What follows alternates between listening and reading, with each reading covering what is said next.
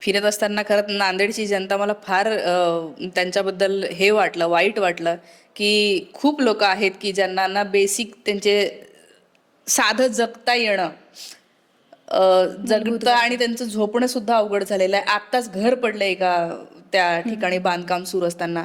नांदेडची जनता साधी भोळी आहे बिचारी, परंतु ती त्रासामध्ये आहे. त्यामुळे मला अत्यंत सहानुभूती आहे त्यांच्याबद्दल. विकासाबद्दल सांगायचं तर काही गल्ल्या विकसित केलेल्या आहेत ना त्यांनी, भाग्य खूप चांगलं हे आहे. ते लोकॅलिटी पण तिथे व्यवस्था पण चांगली आहे. काही काही गल्ल्या आहे, परंतु नांदेड जेव्हा म्हणतो तेव्हा 4 गल्ल्या म्हणजे नांदेड नसतं.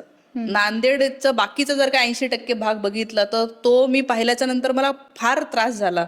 आणि मला असं वाटलं की हे सांगितलं पाहिजे, हे दाखवलं पाहिजे जगाला, महाराष्ट्राला. आजपर्यंत जे वाटतंय की अशोक चव्हाणांनी नांदेडला काहीतरी विकास केला, भारी केलं, येणारे 2 रस्ते जर का एकदम हाय फाय केले, पण गल्ल्या बोळ्या काय हे कुणालाच माहित नाही. आणि मला असं वाटतं की ते माहीत झालं लोकांना तर निदान त्यांना थोडीशी शरम वाटेल आणि ते काम करतील. परंतु विकासाबद्दल खरंच नांदेडला विकास करण्याची खूप गरज आहे. जेवढा निधी येतोय तेवढा जशाला जसा खर्च जरी केला तरी नांदेड खूप छान होऊ शकतं, जे की झालं पाहिजे अशी माझी इच्छा आहे.